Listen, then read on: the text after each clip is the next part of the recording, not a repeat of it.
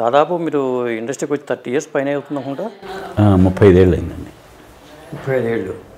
ఇప్పుడు మన ప్రోగ్రామ్ ఏంటంటే 24+1 అండి. అంటే 24 క్రాఫ్ట్స్ ఉన్నాయి సినిమా రంగంలో. ఈ +1 అంటే ఏంటంటే సినిమా జర్నలిజం. ఈ +1 అనేది దీనికి కలపొచ్చు అంటారా లేదంటారా? అసలు 25 క్రాఫ్ట్ చేయొచ్చు కదా సినిమా దీంట్లో? అది చేయాలనే డిమాండ్ చాలా కాలంగా ఉందండి. అది ఫిలిం జర్నలిస్టులు యాక్చువల్ అంటే జర్నలిస్టులు ఇదివరకు ఏంటంటే పిఆర్ఓలు చేసేవాళ్ళు. ఆ పిఆర్ఓల్ని ఒక క్రాఫ్ట్గా చేసి ఇండస్ట్రీలో ఇంక్లూడ్ చేయాలని ఎప్పటి నుంచో ఉందండి. అది జర్నలిస్టులు అని కాదు, పిఆర్ఓలు చేయమని ఎప్పటి నుంచి పాత దాదాపు 20 ఏళ్ళ నుంచి అది ఉంది. అది ఇంతవరకు ఇంప్లిమెంట్ అవ్వలేదు. అసలు సినిమా జర్నలిస్ట్ పాత్ర ఏంటి సినిమా రంగంలో అభివృద్ధిలో?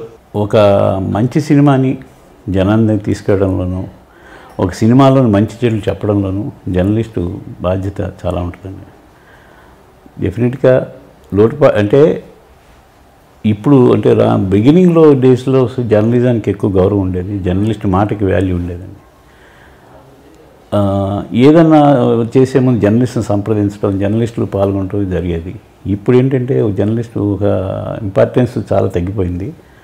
డెఫినెట్గా జర్నలిస్టు కీలకమైన పాత్ర అండి. మీది ఎక్కడండి అసలు స్వగ్రామం ఎక్కడ?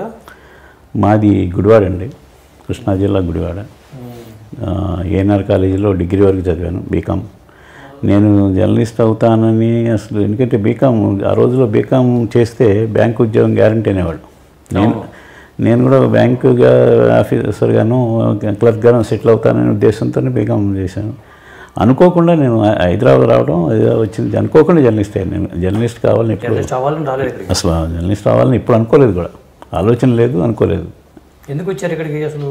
నేనంటే మ్యారేజ్ చేసుకున్న తర్వాత హైదరాబాద్ వచ్చానండి. అప్పటికే పెళ్ళి అయిపోయింది మీకు? నేను డిగ్రీ అయిన 6 monthsకి మ్యారేజ్ అయిపోయింది. హైదరాబాద్ వచ్చేసాను. హైదరాబాద్ వచ్చి ఉద్యోగ ప్రయత్నం చేస్తున్నప్పుడు మా ఊరి చేతను ఒకతను నారాయణ అని ఒకసారి నాకు దారిలో కలిసాడు. కలిసి ఏం చేస్తున్నావు అంటే, ఏం చేయట్లేదు, ట్రై చేస్తున్నాను, నా జాబ్ కోసం ట్రై చేస్తున్నానంటే, నువ్వు ట్రాన్స్లేషన్ చేయగలవా అని అడిగాడు. ఇంగ్లీష్ టు తెలుగు చేయగలని చేస్తాను. అయితే అప్పుడు ఈ వారం అని ఈనాడులో పాప కార్టూనిస్ట్ ఉండేవాడు. ఈనాడు నుంచి ఆయన బయటకు వచ్చేసి ఒక పత్రిక పెట్టాడు ఫ్రెండ్స్తో, ఈ వారం అని ఒక పక్షపత్రిక, పొలిటికల్, సినిమా అన్నీ దానిలో ఉంది. ఆయన పెట్టాడు. దానిలో సబ్ ఎడిటర్ పోస్ట్ అయితే ఖాళీ ఉంది, నువ్వు ఇంట్రెస్ట్ ఉంటే చెప్పు, నేను తీసుకెళ్తానంటే, సరే మనకేంటంటే ఏదో ఒకటి ఉద్యోగం కావాలి, నేను జర్నలిస్ట్ అవ్వాలని కాదు, ఉద్యోగం కావాలి అని సరే అని వెళ్ళాను. వెళితే ఆయన ఒక ఆర్టికల్ ఇచ్చారు ఇంగ్లీషు, ఇచ్చి ఇది ట్రాన్స్లేట్ చేయండి, చేసి మీకు ఓకే అనుకుంటే నేను జాబ్ ఇస్తాను. సరేనని ఆర్టికల్ ఏంటంటే చిల్లర కాయిన్స్ ఉన్నాయి కదా, కాయిన్స్ కనుమరుమైపోతాయి, ఇక ముందు ఉండదు అని ఒక ఆర్టికల్. అంటే కనుమరుగవుతున్న చిల్లర మహాలక్ష్మి అని హెడ్డింగ్ పెట్టి రాశాను ఆర్టికల్. ఆయనకి నచ్చింది, వెంటనే దాంట్లో చేరాను.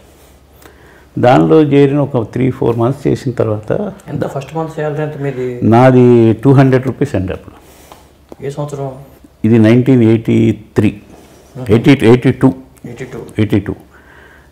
82లో 3 months 4 months చేసిన తర్వాత, దానిలోనే భవానీ అని డిజైనర్ ఉండేవారు.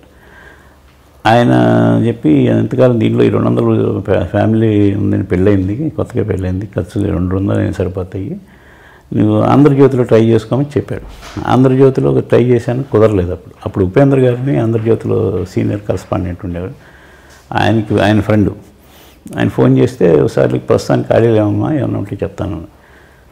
అదే టైంలో కందనాథ్ చెన్నారెడ్డి గారు పల్లకి వారపత్రిక ఆంధ్రభూమిలోంచి బయటకు వచ్చేసి పల్లకి వారపత్రిక స్టార్ట్ చేస్తాను, ఇంకా మొదలవ్వలేదు, పెట్టాడు ఆఫీస్ తీసుకుని. టైంలో ఈయన భవానీ గారు నాకు సజెస్ట్ చేసి అక్కడికి వెళ్ళి ట్రై చేయంటే ట్రై చేశాను. వెంటనే ఇక్కడ చేశాను. 200లలో 300 రూపాయలు అయింది. కందనాథ్ చెన్నారెడ్డి, శివప్రసాద్ గారు ఎడిటర్ అక్కడ. ఒక పల్లకి అది ఒక సంచలనం అయింది ఆ రోజుల్లో.